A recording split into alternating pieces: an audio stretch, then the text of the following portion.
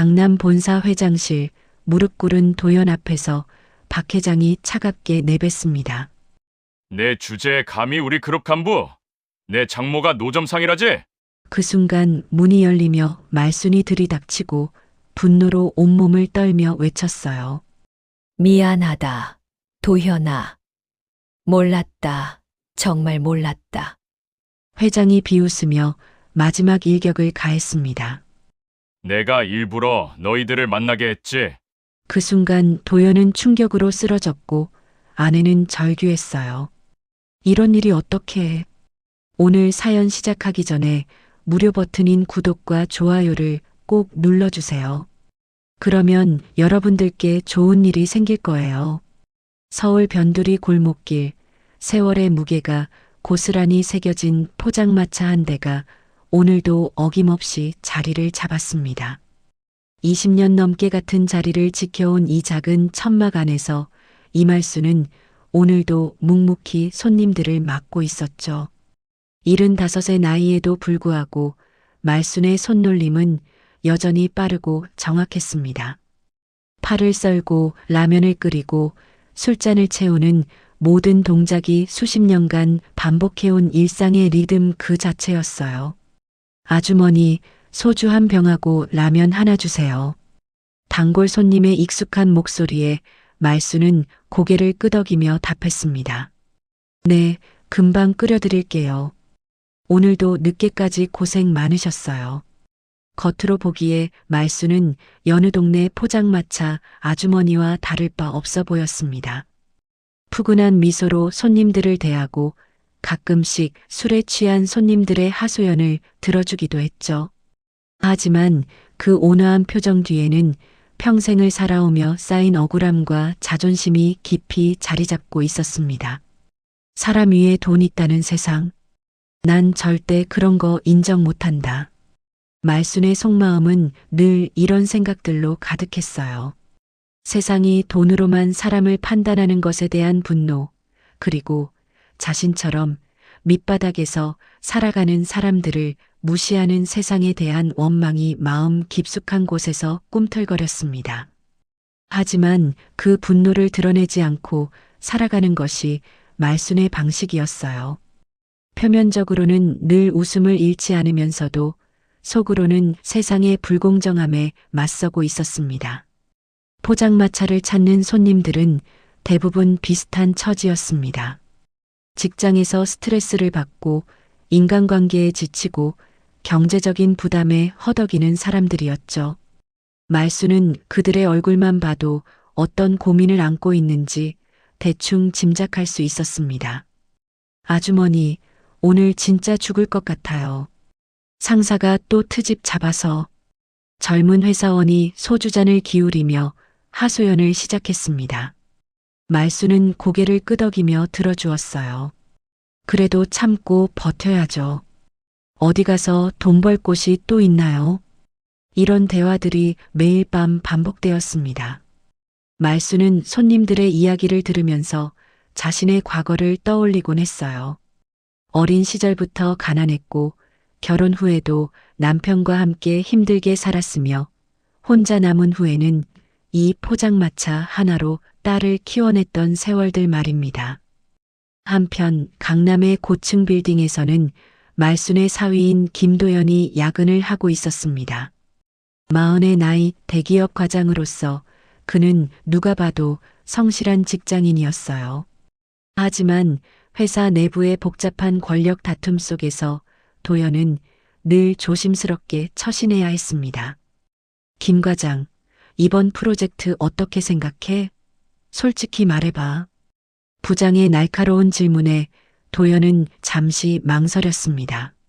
솔직한 의견을 말하자니 윗선의 눈치가 보이고 그렇다고 아첨만 할 수는 없었어요. 회사 생활 10년 넘게 하면서 도연이 가장 어려워하는 순간들이었습니다. 글쎄요. 시장 상황을 좀 더 면밀히 검토해 봐야 할 것 같습니다. 애매한 답변으로 일단 넘어갔지만 도연은 이런 상황들이 반복될 때마다 점점 더 지쳐갔습니다. 성과를 내야 한다는 압박, 상사들 사이의 줄타기, 그리고 끝없는 경쟁 속에서 살아남아야 한다는 부담감이 그를 짓눌렀어요.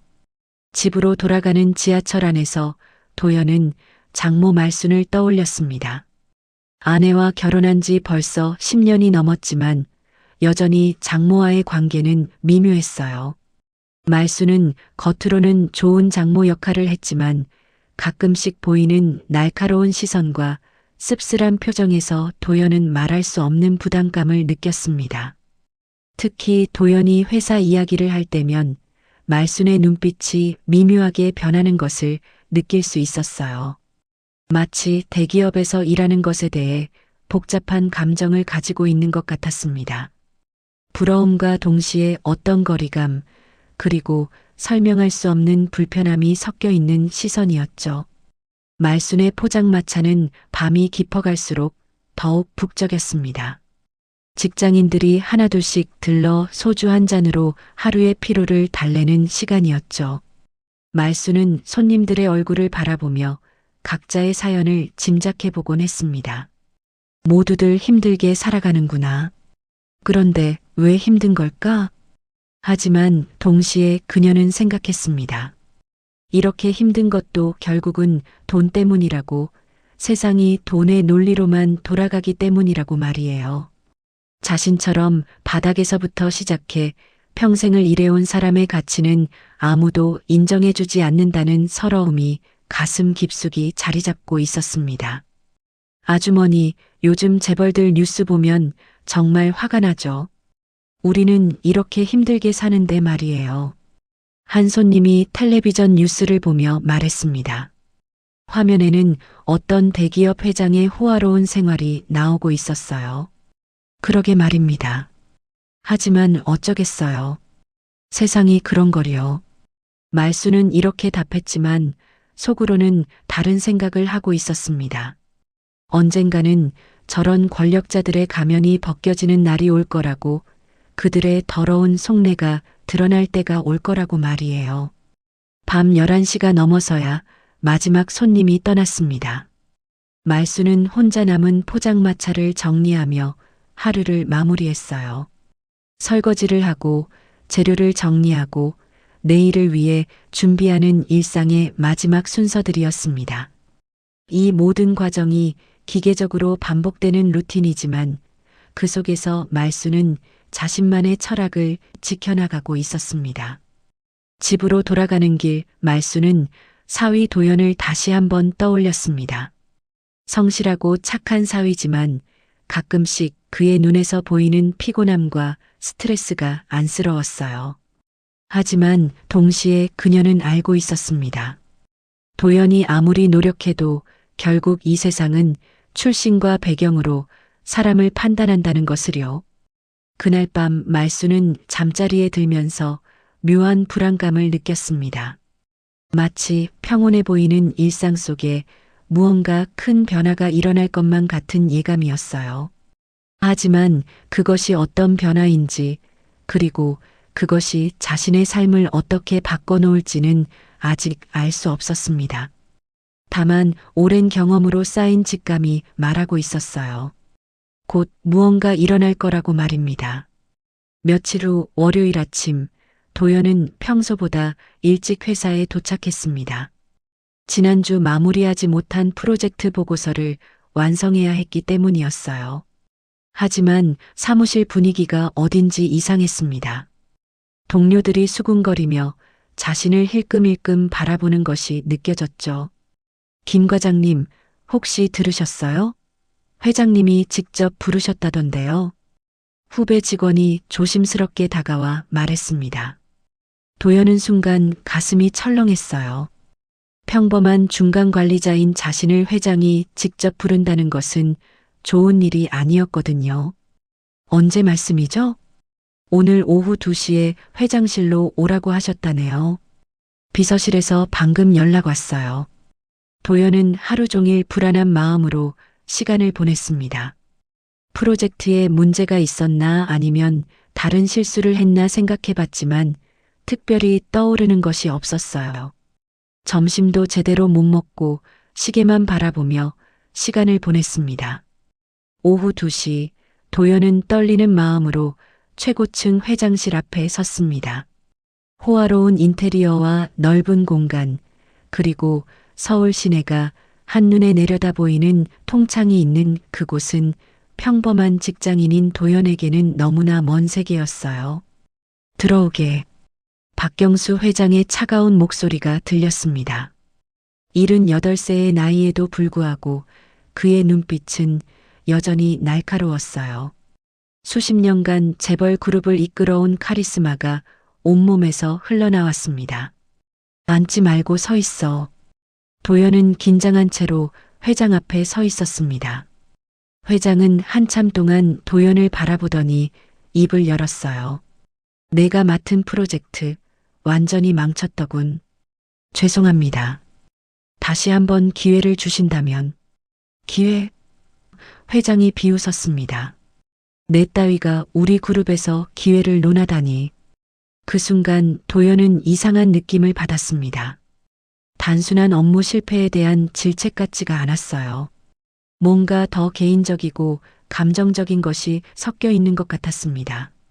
한편 회사 구내식당에서는 직원들 사이에 이상한 소문이 돌고 있었습니다. 야, 너 김 과장 이야기 들었어? 뭔 이야기? 박 회장이 왜 저 과장을 그렇게 눈여겨보는지 아나? 혹시 피가 이어져 있다던데? 설마 그럴 리가. 아니야, 진짜래. 누가 그러는데 옛날에 회장님이 바람 피운 적이 있다나 봐. 이런 소문들이 회사 전체로 퍼져나가기 시작했습니다. 물론 확실한 것은 아무것도 없었지만 사람들은 호기심과 추측으로 이야기를 만들어갔어요. 그날 저녁 말수는 포장마차에서 평소와 같이 손님들을 맡고 있었습니다. 하지만 라디오에서 흘러나오는 뉴스 소리에 귀를 기울이고 있었어요. 오늘 대기업 그룹에서는 임원 인사 개편이 있을 것으로 예상된다고 합니다. 특히 박경수 회장이 직접 나서서 말순의 손이 잠시 멈췄습니다. 박경수라는 이름을 들으니 가슴 한편이 무거워졌어요. 오래전 일들이 떠오르기 시작했습니다. 아주머니, 괜찮으세요? 얼굴이 안 좋아 보이는데요.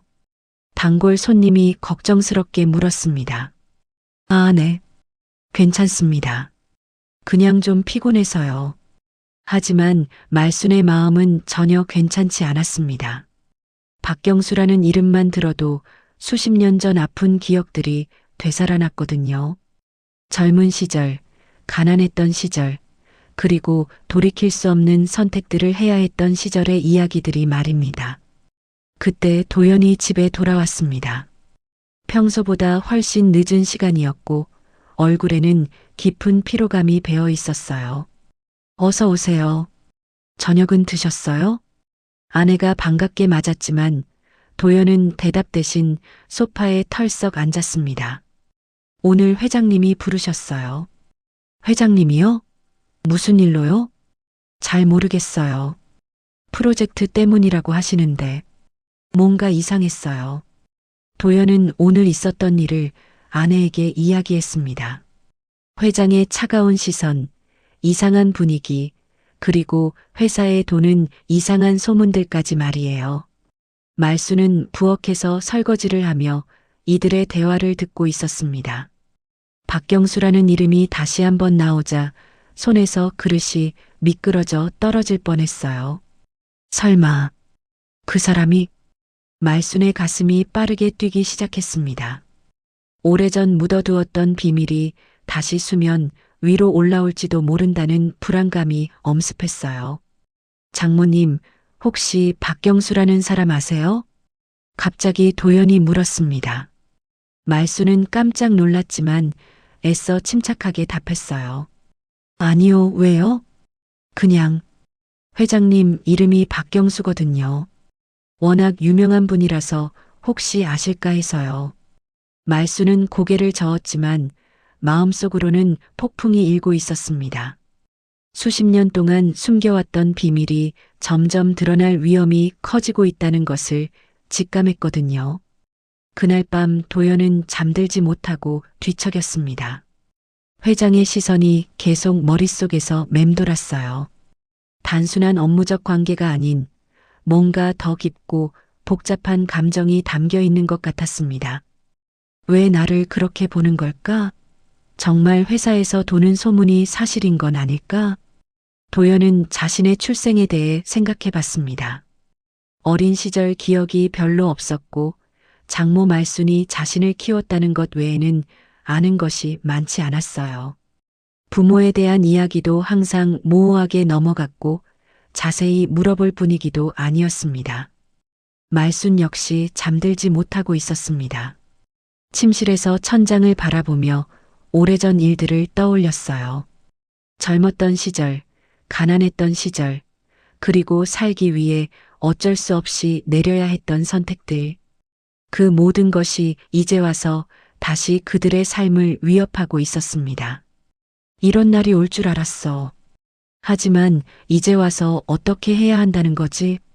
말순의 마음속에는 두려움과 동시에 오래된 분노가 다시 타오르기 시작했습니다. 자신이 평생 숨겨왔던 진실이 밝혀진다면 도연과 딸의 삶이 완전히 바뀔 수도 있었거든요. 다음 날 아침 도연은 평소보다 더 일찍 출근했습니다. 어제의 일이 마음에 걸렸고 혹시 또 회장실로 불려갈지도 모른다는 불안감 때문이었어요. 하지만 사무실 분위기는 어제보다도 더 이상했습니다. 동료들이 자신을 보는 시선이 완전히 달라져 있었거든요. 일주일이 지나면서 도연 주변의 분위기는 더욱 악화되었습니다.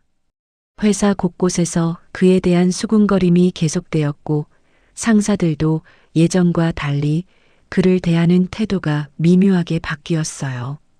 평소 친하게 지내던 동료들마저 어색하게 거리를 두기 시작했습니다. 김 과장님, 혹시 정말 회장님과 그런 관계세요? 용기를 낸 후배가 조심스럽게 물었습니다. 도연은 당황스러워했어요. 무슨 말이에요? 전 그냥 평범한 직원일 뿐입니다. 하지만 도연 자신도 확신이 서지 않았습니다. 회장의 시선, 그리고 자신의 모호한 출생 배경까지 생각하니 의문이 꼬리를 물고 일어났거든요. 그날 오후 도연에게 또다시 회장실 호출 명령이 떨어졌습니다. 이번에는 긴급하다며 당장 올라오라는 지시였어요. 도연은 떨리는 마음으로 엘리베이터에 몸을 맡겼습니다. 회장실에 들어서자 박경수 회장은 거대한 책상 뒤에서 차갑게 그를 바라보고 있었습니다. 평소보다 더 날카로운 눈빛이었어요. 앉지 말고 무릎 꿇어. 갑작스러운 명령에 도연은 경악했습니다. 회장님, 그게 무슨... 무릎 꿇으라고 했다. 회장의 목소리가 회장실 전체에 울려 퍼졌습니다. 도연은 어쩔 수 없이 차가운 대리석 바닥에 무릎을 꿇었어요. 굴욕감이 온몸을 휩쌌지만 거부할 수 없었습니다. 내 주제에 우리 그룹 간부, 내 장모가 노점상이라지. 그런 피는 절대 지워지지 않아. 회장의 말 한마디 한마디가 도연의 가슴에 비수처럼 박혔습니다. 단순한 업무상 질책이 아니라 인격 모독이었어요. 하지만 더 충격적인 것은 회장이 자신의 가족사를 속속들이 알고 있다는 사실이었습니다. 회장님, 저희 가족이 회장님과 무슨 관계가... 관계... 회장이 비웃었습니다. 너는 아직도 모르는구나. 그 순간 회장실 문이 거칠게 열리며 누군가 들이닥쳤습니다. 도연이 고개를 들어보니 놀랍게도 장모 말순이었어요. 75의 나이에도 불구하고 그녀의 눈에는 분노의 불꽃이 타오르고 있었습니다. 그 피를 욕하지 마시오. 말순의 목소리가 회장실 전체를 압도했습니다.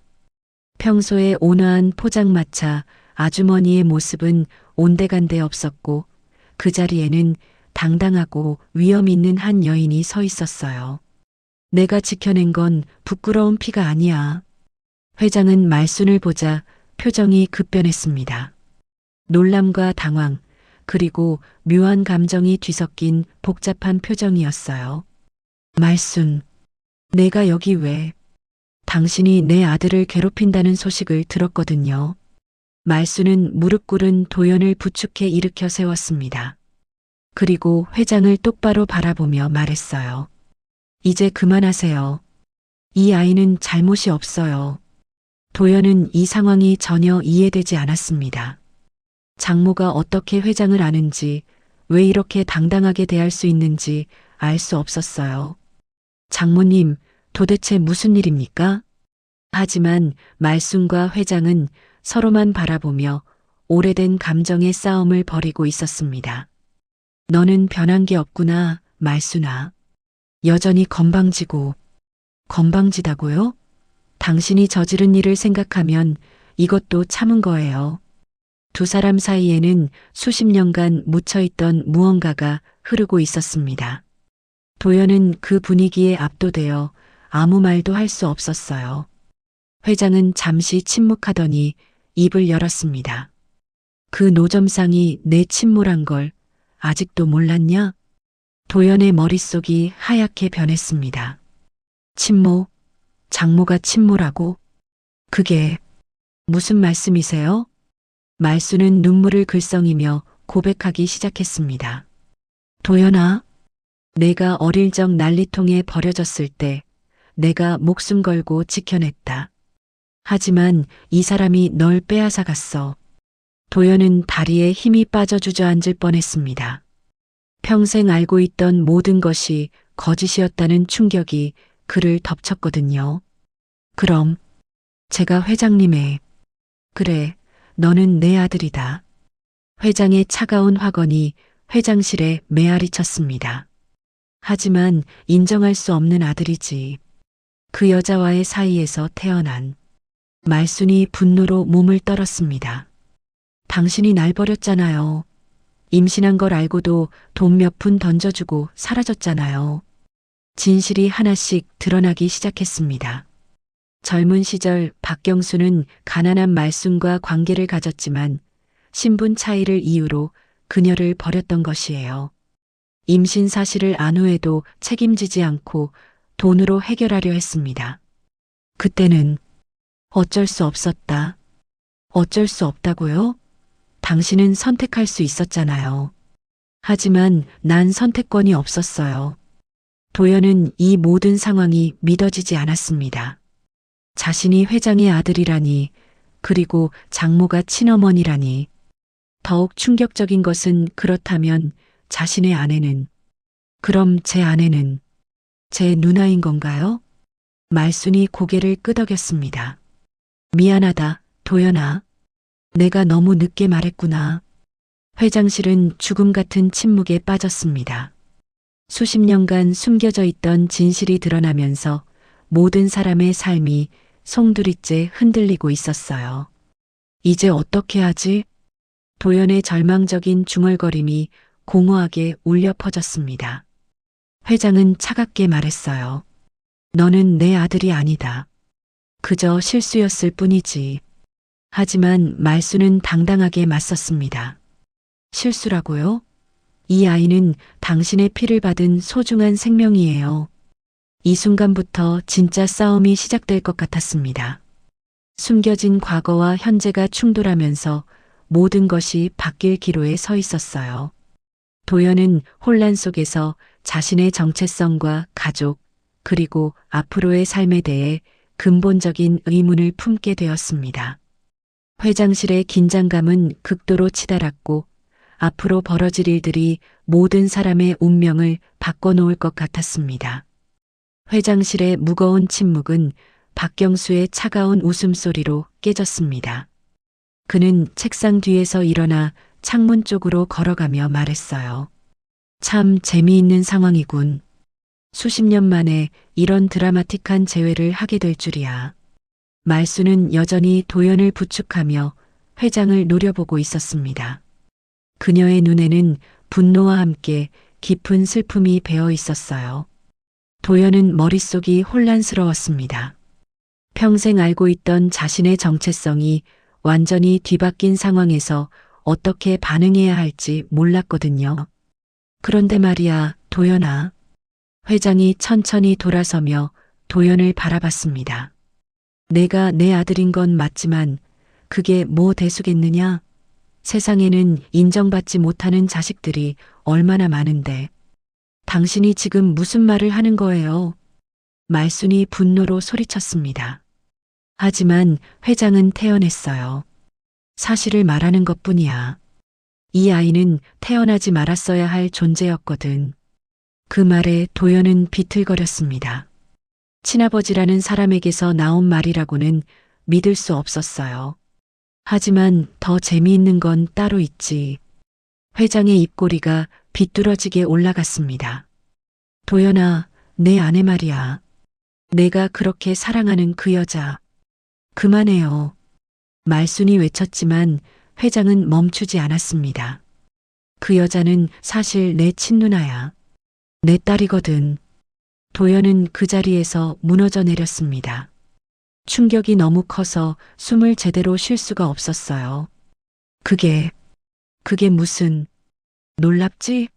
내가 10년 넘게 함께 살아온 아내가 사실은 내 친누나였다는 사실이. 회장은 마치 재미있는 이야기를 들려주듯 말했습니다. 내가 일부러 그렇게 만든 거야. 너희들이 만나도록 말이지. 말수는 경악했습니다. 당신이 일부러? 그렇다. 내 숨겨진 자식들이 어떻게 살아가는지 보고 싶었거든. 그래서 둘을 만나게 했지. 회장의 고백은 계속되었습니다. 수십 년 전 그는 말순과의 관계에서 태어난 도연을 버렸지만 완전히 무관심하지는 않았어요. 몰래 지켜보며 그의 인생을 조종해왔던 것입니다. 딸아이는 내가 직접 키웠지. 하지만 너는 그 여자에게 맡겼고. 말수는 온몸이 떨렸습니다. 그럼 내가 모르는 사이에 남매를 결혼시킨 거예요? 정확히 말하면 나는 단지 기회를 만들어준 것뿐이야. 선택은 너희들이 한 거고. 도연은 바닥에 주저앉아 머리를 감쌌습니다. 자신의 인생이 누군가의 장난감이었다는 사실을 받아들일 수가 없었어요. 그때 회장실 문이 또다시 열렸습니다. 도연의 아내가 급하게 들어왔어요. 그녀는 회사에서 연락을 받고 급히 달려왔던 것입니다. 여보, 무슨 일이야? 갑자기 회사에서. 하지만 회장실의 분위기를 보자 그녀는 말을 멈췄습니다. 바닥에 주저앉아 있는 남편, 눈물을 흘리는 어머니, 그리고 차갑게 웃고 있는 회장의 모습이 심상치 않았거든요. 아, 딸아. 때 맞춰 왔구나. 회장이 딸을 보며 말했습니다. 무슨 일인지 설명해 주세요. 그녀는 혼란스러워했습니다. 회장이 자신을 딸이라고 부르는 것도 이상했고 이 상황 자체가 이해되지 않았어요. 설명? 간단하다. 내 남편이 사실은 내 친동생이라는 거야. 뭐라고요? 그녀는 귀를 의심했습니다. 말이 안 되는 소리였거든요. 말순이 울먹이며 설명하기 시작했습니다.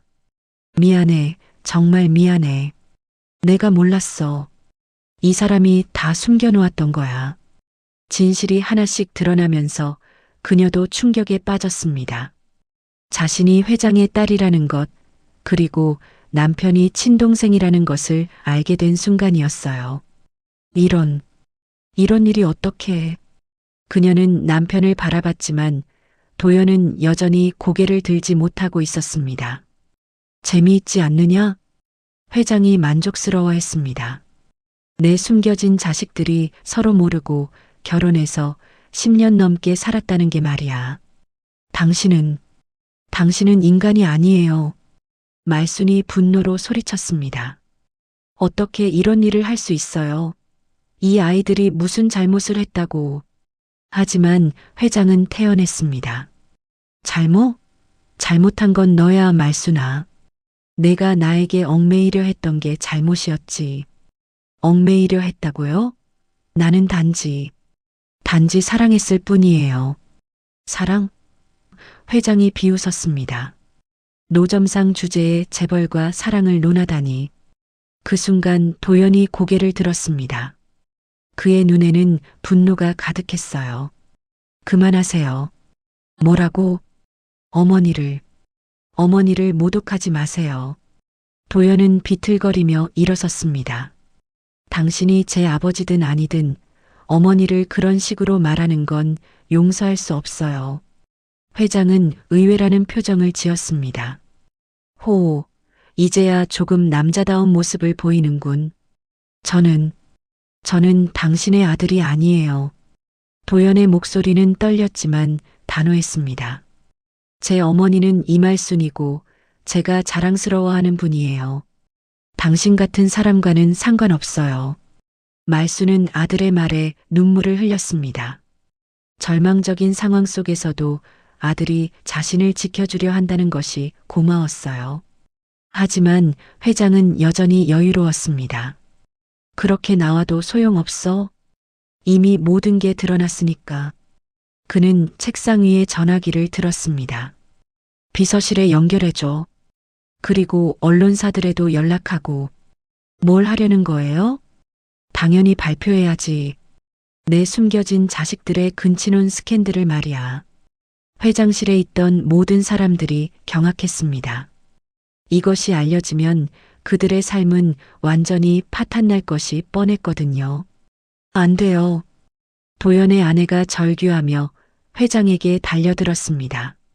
하지만 회장은 냉정하게 그녀를 밀어냈어요. 이미 늦었다.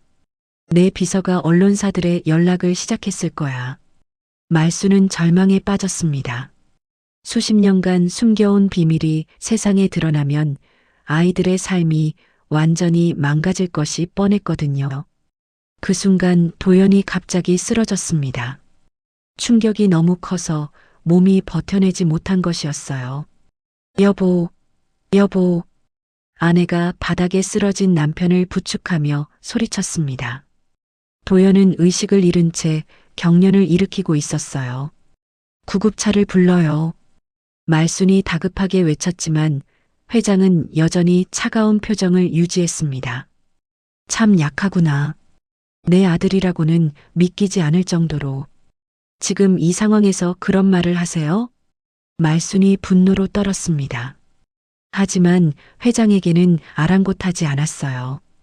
구급차가 도착해 도연을 병원으로 옮긴 후 말순과 딸은 병원 복도에서 기다렸습니다. 의사는 극심한 스트레스로 인한 쇼크라고 진단했어요. 엄마, 딸이 어머니를 바라보며 말했습니다. 이제 어떻게 해요? 정말로 우리가 남매라는 게 사실인가요? 말수는 고개를 끄덕일 수밖에 없었습니다. 미안하다. 정말 몰랐어. 그 사람이 모든 걸 숨겼던 거야. 딸은 절규했습니다. 그럼 나는 내 남편이 사실 내 동생이었다는 거예요? 우리 사이의 모든 게 거짓이었다는 거예요? 아니야, 그건 아니야. 말순이 딸의 손을 잡았습니다. 너희들의 사랑은 진짜였어. 혈연 관계를 모르고 했던 순수한 사랑이었다고. 하지만 딸은 받아들일 수 없었습니다. 어떻게 그럴 수 있어요? 어떻게 이런 일이. 그때 병원 복도로 기자들이 몰려들기 시작했습니다. 회장이 약속한 대로 언론에 이 사건을 알렸던 것이에요. 이말순 씨, 박 회장과의 과거 관계에 대해 말씀해 주세요. 근친혼이 사실입니까? 이 상황에 대해 어떻게 생각하십니까? 플래시가 터지고 마이크가 들이밀어졌습니다. 말순과 딸은 기자들에게 둘러싸여 도망칠 곳이 없었어요. 저희는 아무 말도 할 수 없습니다. 말순이 간신히 말했지만 기자들의 질문 공세는 계속되었습니다. 그날 저녁 모든 방송과 신문에 이 사건이 톱뉴스로 보도되었습니다. 대기업 박경수 회장의 숨겨진 사생아들이 서로 모르고 결혼했다는 충격적인 사실이 드러났습니다. 포장마차 운영 여성과 재벌 회장 사이에서 태어난 아들과 회장의 또 다른 딸이 10년 넘게 부부로 살아왔다고 합니다. 이른바 재벌가 근친혼 스캔들로 사회 전체가 충격에 빠졌습니다. 병실에서 의식을 되찾은 도연은 텔레비전 뉴스를 보며 절망했습니다. 자신들의 사생활이 전국에 생중계되고 있는 현실을 받아들일 수 없었어요. 이제 어떻게 살아가라는 거지? 도연의 절망적인 중얼거림에 아내도 고개를 떨궜습니다. 모르겠어요. 정말 모르겠어요. 며칠 후 회사에서는 도연을 즉시 해고했습니다. 스캔들이 회사 이미지에 타격을 준다는 이유였어요. 하지만 실상은 박 회장의 지시였습니다. 이제 너는 우리 회사와 아무 관련이 없다. 회장이 차갑게 말했습니다. 애초에 내 아들로 인정한 적도 없고 앞으로도 그럴 생각 없다. 도연은 분노했습니다. 그럼 왜 이런 일을 벌인 거예요? 왜 우리 삶을 망가뜨린 거예요? 재미있어서. 회장의 대답은 충격적이었습니다. 내 숨겨진 자식들이 얼마나 추악하게 살아가는지 보고 싶었거든. 말수는 이 모든 상황을 지켜보며 마음속 깊은 곳에서 분노가 끓어오르는 것을 느꼈습니다. 젊은 시절 자신을 버린 것도 모자라 이제 와서 아이들까지 괴롭히는 박경수를 더 이상 참을 수 없었어요. 집으로 돌아온 말수는 오래된 상자를 꺼냈습니다. 그 안에는 수십 년 전 박경수와 관련된 물증들이 들어 있었어요. 이제는 내가 나서야 할 때야. 말순의 눈에는 결연한 의지가 담겨 있었습니다. 더 이상 당하고만 있을 수는 없었거든요. 상자 안에서 오래된 장부 한 권을 꺼냈습니다. 그 장부에는 젊은 시절 포장마차를 하면서 알게 된 박경수의 비리 내용들이 기록되어 있었어요. 당시 그가 정치인들과 주고받은 검은 돈의 내역, 탈세 정황, 그리고 각종 불법적인 거래들의 증거였습니다. 이제는 이걸 써야겠어. 말수는 장부를 품에 안고 결심했습니다. 아이들을 지키기 위해서라면 무엇이든 할 각오였어요. 그 순간 도연과 딸이 집에 들어왔습니다. 둘 다 지쳐 있었고 절망감이 얼굴에 역력했어요. 엄마, 우리 이제 어떻게 해야 해요? 딸이 울먹이며 물었습니다. 사람들 시선이 너무 아파요. 밖에 나갈 수도 없어요. 도연도 고개를 떨궜습니다. 회사에서도 잘렸고 앞으로 어디서 일할 수 있을지 모르겠어요. 말수는 두 아이를 바라보며 마음을 굳혔습니다. 걱정하지 마라. 엄마가 해결할 방법이 있어. 무슨 방법이요? 그 사람이 우리를 무너뜨리려 한다면 나도 가만히 있지 않겠다. 말수는 장부를 두 아이에게 보여줬습니다. 이건 박경수의 과거 비리를 증명하는 자료야. 내가 젊은 시절부터 모아온 것들이지. 도연과 딸은 놀랐습니다. 엄마가 언제부터 이런 걸? 너희를 지키기 위해서였어. 언젠가 이런 날이 올 줄 알았거든. 말순의 눈에는 강한 결의가 서려 있었습니다. 이제 진짜 싸움이 시작될 참이었어요. 며칠이 지나면서 사회 전체가 이 스캔들로 떠들썩해졌습니다. 인터넷과 방송에서는 연일 이 사건을 다뤘고 사람들은 호기심 어린 눈으로 이들의 불행을 구경거리로 삼았어요. 정말 충격적이네요. 어떻게 이런 일이. 재벌가의 추악한 민낯이 드러난 거죠. 그래도 당사자들은 얼마나 괴로울까요? 거리에서도 인터넷에서도 이들에 대한 이야기가 끊이지 않았습니다. 말순과 도연 그리고 딸은 집 밖으로 나가는 것조차 어려워졌어요. 박경수 회장은 이 모든 상황을 즐기고 있었습니다. 자신의 회사 주가는 일시적으로 하락했지만 곧 회복될 것이라고 생각했거든요. 오히려 자신에게 거슬렸던 존재들을 완전히 제거할 수 있는 기회라고 여겼습니다. 이제 그들은 완전히 사회에서 매장될 거야. 회장은 비서에게 말했습니다. 특히 그 노점상 여자 평생 고개도 못 들고 살게 될 거다. 하지만 회장은 말순을 너무 얕봤습니다. 그녀는 젊은 시절부터 혹독한 세상을 견뎌온 강인한 여성이었거든요. 말수는 오래된 장부를 들고 변호사 사무실을 찾아갔습니다. 젊은 변호사는 처음에는 시큰둥했지만 장부의 내용을 보고 나서는 표정이 완전히 달라졌어요. 이게 정말 박경수 회장과 관련된 거라고요? 그래요. 내가 직접 보고 들은 것들이에요. 말순의 목소리는 단호했습니다. 장부에는 놀라운 내용들이 빼곡히 기록되어 있었습니다. 1980년대부터 1990년대까지 박경수가 사업을 키워나가는 과정에서 저질렀던 각종 불법 행위들이었어요. 정치인들에게 건넨 후반금, 세금 탈루, 부정한 정부 계약 수주 과정, 그리고 경쟁업체를 제거하기 위한 공작 활동까지. 어떻게 이런 자세한 내용을 알 수 있었나요? 변호사가 궁금해했습니다. 젊은 시절 내 포장마차에 그 사람 부하들이 자주 왔어요. 술에 취해서 하는 말들을 다 들었죠. 말수는 차근차근 설명했습니다. 그리고 박경수 본인도 가끔 와서 술을 마시며 자랑하듯 말했어요. 자신이 얼마나 똑똑하게 세상을 속이고 있는지를. 변호사는 장부를 면밀히 검토했습니다. 이 정도면 충분히 검찰 수사를 요청할 수 있겠네요. 하지만 위험합니다. 상대가 박경수 회장이에요. 위험? 내가 지금까지 살아온 게 위험하지 않았던 적이 있나요? 말순의 눈빛이 강렬했습니다. 내 아이들을 지키기 위해서라면 무엇이든 할 거예요. 한편 박 회장은 자신의 승리를 확신하며 더욱 공격적으로 나섰습니다. 언론을 통해 말순과 아이들을 더욱 궁지로 몰아넣으려 했어요.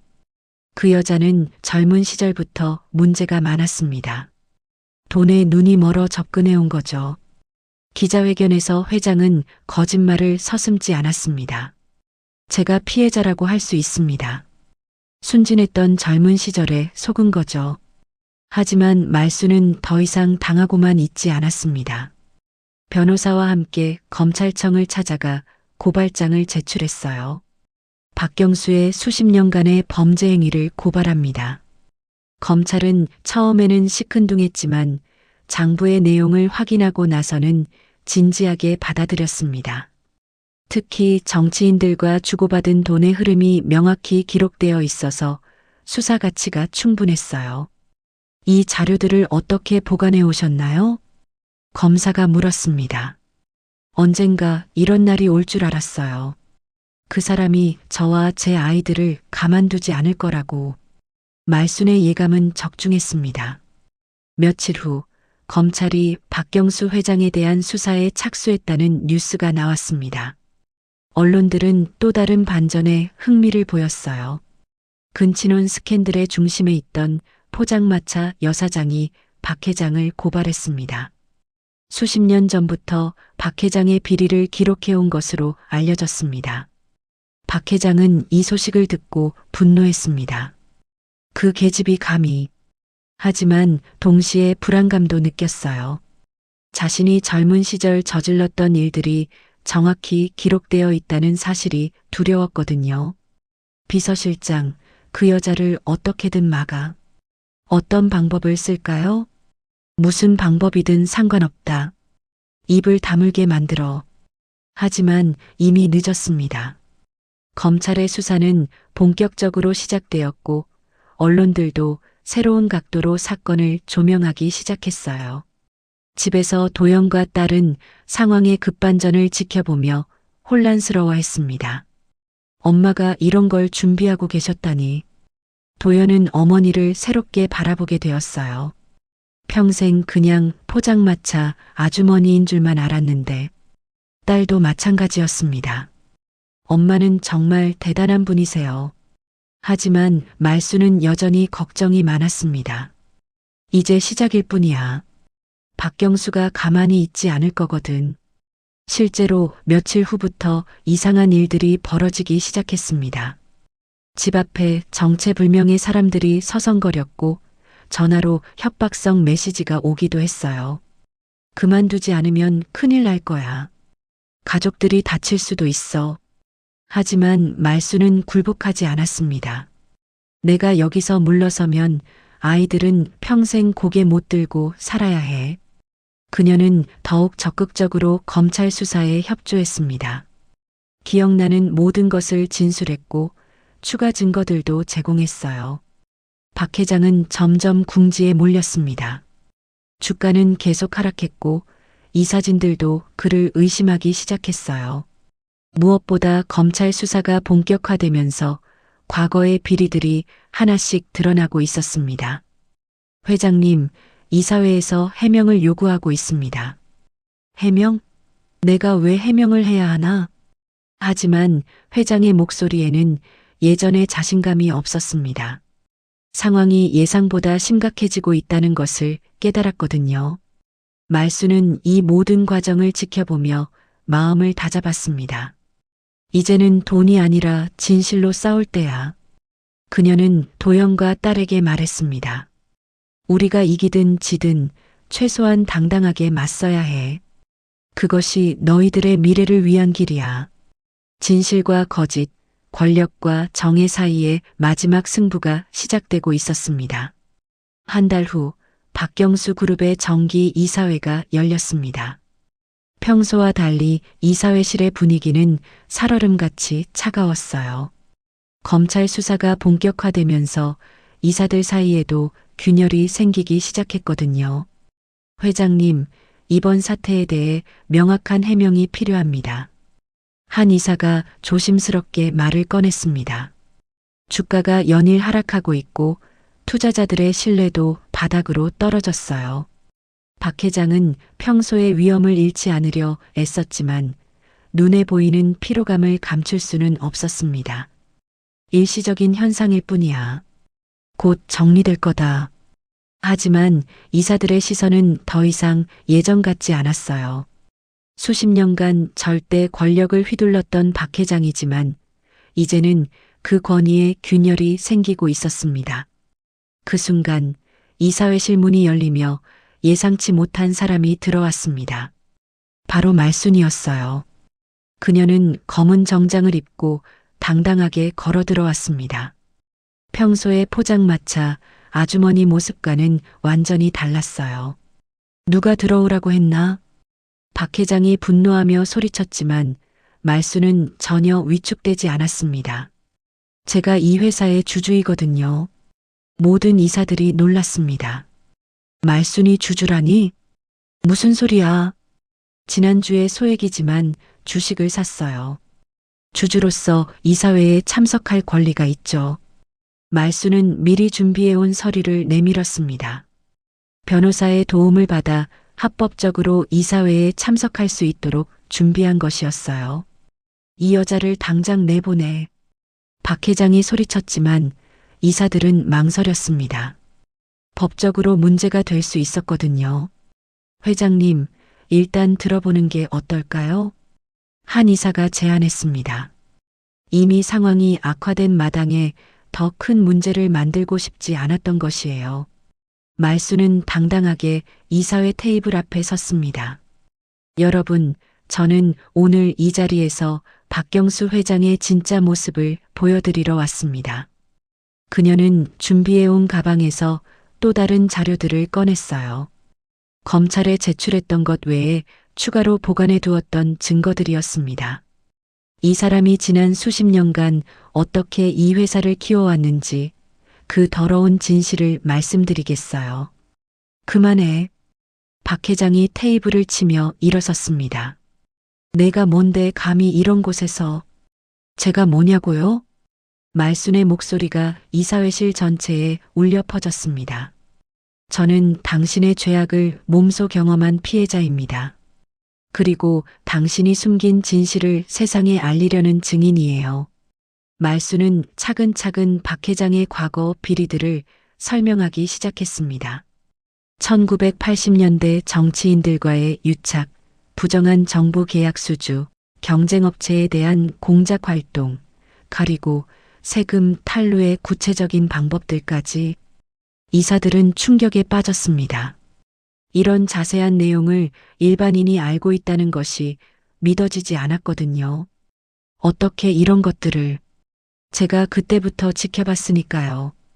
젊은 시절 포장마차에서 이 사람과 그 부하들의 더러운 거래를 직접 목격했어요. 말수는 계속해서 증언했습니다. 그리고 이 모든 걸 기록해뒀죠. 언젠가 이런 날이 올 줄 알았거든요. 박 회장은 점점 궁지에 몰렸습니다. 말순의 증언이 너무나 구체적이고 정확했기 때문에 반박할 수도 없었어요.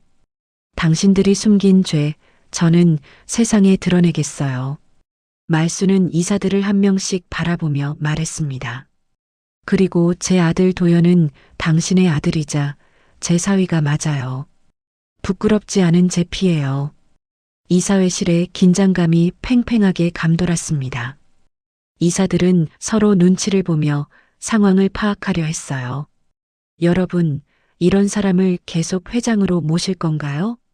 말순의 질문에 이사들은 당황했습니다. 그 순간 이사회실 밖에서 소란이 일었습니다. 기자들이 몰려든 것이었어요. 말순이 미리 언론에 이사회 참석 소식을 알렸던 것입니다.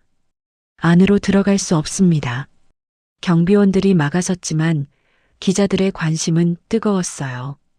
포장마차 여사장이 이사회에 참석했다는 게 사실입니까? 박 회장에 대한 추가 폭로가 있을 예정인가요? 박 회장은 이 모든 상황이 계획된 것임을 깨달았습니다. 이 모든 게 내가 꾸민 일이구나. 꾸민 일이라고요? 당신이 저지른 일의 결과일 뿐이에요. 말수는 전혀 위축되지 않았습니다.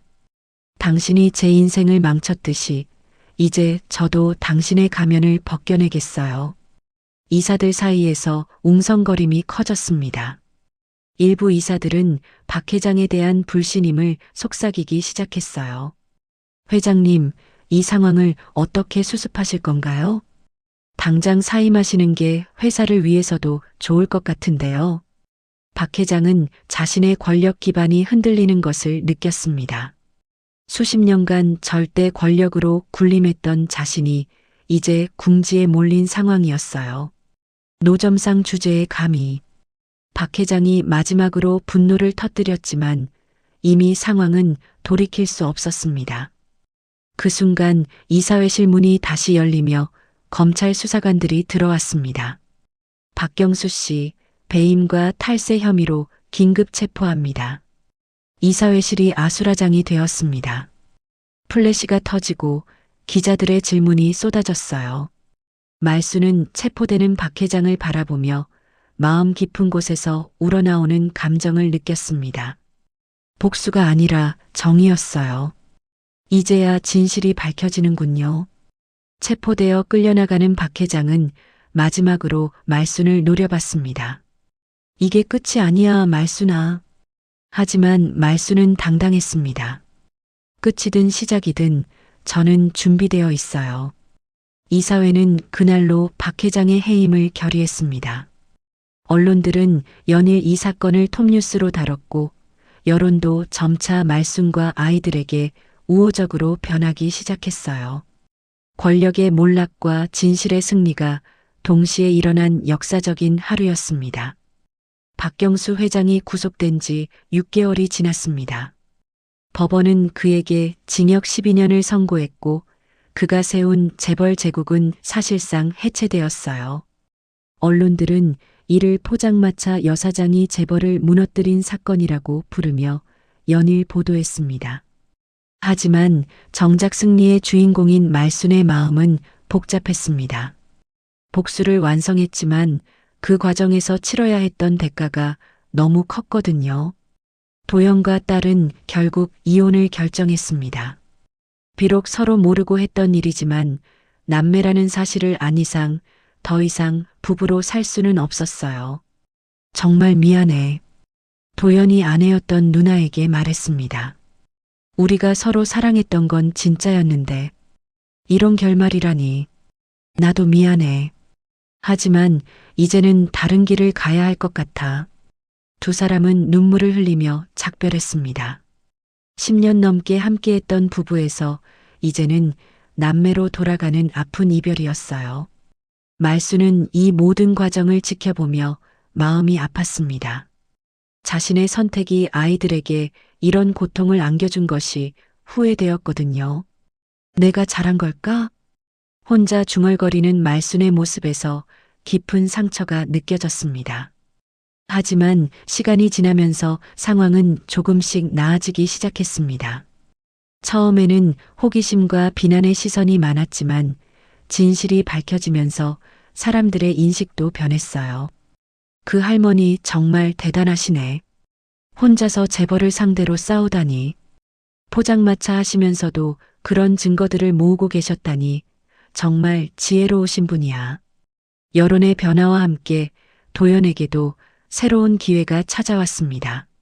한 중견기업에서 그의 진정성을 높이 평가하며 임원직을 제안한 것이에요. 과거는 과거고 앞으로가 중요하죠. 면접에서 사장이 말했습니다. 오히려 그런 시련을 겪으신 분이 더 진실된 마음으로 일하실 것 같아요. 도연은 감격했습니다. 모든 것을 잃었다고 생각했는데 새로운 시작의 기회가 주어진 것이었어요. 어머니 덕분입니다. 도연은 말순에게 감사의 마음을 전했습니다. 어머니가 용기를 내주지 않았다면 저는 평생 숨어서 살아야 했을 거예요. 딸도 마찬가지였습니다. 처음에는 절망했지만 시간이 지나면서 새로운 삶을 꿈꾸기 시작했어요. 평소 관심이 있던 사회복지 분야로 진출을 준비하고 있었습니다. 이제는 정말로 의미 있는 일을 하고 싶어요. 딸이 어머니에게 말했습니다. 그동안은 남편과 가정에만 매여 있었는데 이제는 혼자서도 당당하게 살고 싶어요. 말수는 아이들의 변화된 모습을 보며 뿌듯함을 느꼈습니다. 비록 아픈 과정이었지만 결과적으로는 모두에게 성장의 기회가 된 것 같았어요. 그래, 이제는 각자의 길을 가는 거야. 하지만 가장 큰 변화는 말순 자신에게 일어났습니다. 포장마차를 정리한 그녀는 작은 식당을 열기로 결심했어요. 오랜 꿈이었지만 용기가 없어서 미뤄왔던 일이었습니다. 이제 나이가 많은데 괜찮을까? 걱정하는 말순에게 도연이 말했습니다. 어머니, 나이가 문제가 아니에요. 어머니의 용기와 지혜가 있으면 뭐든 할 수 있어요. 말순이 연 작은 식당은 진심밥집이라는 이름을 달았습니다. 화려하지는 않지만 정성과 진심이 담긴 음식을 파는 곳이었어요. 개업 첫날 예상보다 많은 손님들이 찾아왔습니다. 말순의 이야기를 알고 응원하러 온 사람들이었어요. 할머니, 정말 존경합니다. 용기를 주셔서 고맙습니다. 손님들의 격려에 말순은 눈물을 흘렸습니다. 평생 받아보지 못한 인정과 존경을 받는 기분이었거든요. 도연과 딸도 어머니의 식당을 자주 찾았습니다. 비록 예전처럼 한 가족은 아니지만 이제는 더욱 깊은 유대감으로 연결되어 있었어요. 엄마가 만든 음식이 제일 맛있어요. 딸이 말하자 말순은 미소를 지었습니다. 그럼 엄마가 평생 정성스럽게 만든 거니까. 어느 날 저녁 식당 정리를 마친 말순은 혼자 앉아 지난 날들을 돌아봤습니다. 젊은 시절의 사랑과 배신, 홀로 아이를 키우며 살아온 세월, 그리고 마지막 용기를 낸 투쟁의 나날들까지. 참 많은 일이 있었네. 말수는 속마음으로 생각했습니다. 하지만 후회는 없어. 내 아이들이 당당하게 살 수 있게 되었으니까. 그때 도연이 식당으로 들어왔습니다. 어머니, 아직 안 들어가세요? 응, 좀 생각할 게 있어서. 도연은 어머니 옆에 앉았습니다. 무슨 생각을 하고 계셨어요? 그냥, 우리가 여기까지 온 게 신기해서. 말수는 아들을 바라보며 말했습니다. 도연아, 너는 이제 정말 자랑스러운 내 아들이야. 어머니도 제가 정말 자랑스러워하는 어머니예요. 두 사람은 잠시 조용히 앉아 있었습니다. 밖으로는 도시의 불빛이 반짝이고 있었어요. 어머니, 앞으로는 어떻게 사실 거예요? 도연이 물었습니다. 글쎄, 하루하루 최선을 다해서 살아가는 거지. 뭐 특별한 계획이 있겠어? 말수는 웃으며 답했습니다. 그냥 이 식당에서 맛있는 음식 만들어주고 너희들이 잘 사는 모습 보는 것만으로도 충분해. 도연은 어머니의 손을 잡았습니다. 어머니 덕분에 저는 진짜 제 자신을 찾을 수 있었어요. 말수는 미소를 지으며 말했습니다. 세상은 막장이었지만 결국 남는 건 진심이더라. 그 말에 도연도 고개를 끄덕였습니다. 그래요, 어머니. 진심만 있으면 어떤 어려움도 이겨낼 수 있어요. 밤이 깊어가고 있었지만 두 사람의 마음은 따뜻했습니다. 긴 터널을 지나 드디어 빛을 찾은 기분이었거든요. 말수는 창밖을 바라보며 혼잣말을 했습니다. 이제 정말 새로운 시작이야. 그렇게 진심으로 살아온 한 여인의 이야기는 새로운 장을 열어가고 있었습니다. 비록 상처와 아픔이 있었지만 결국 진실과 용기가 승리한 따뜻한 결말이었어요. 오늘 사연 재미있으셨어요? 여러분의 구독과 좋아요는 저에게 큰 힘이 됩니다. 댓글로도 응원해주세요. 시청해주셔서 감사합니다.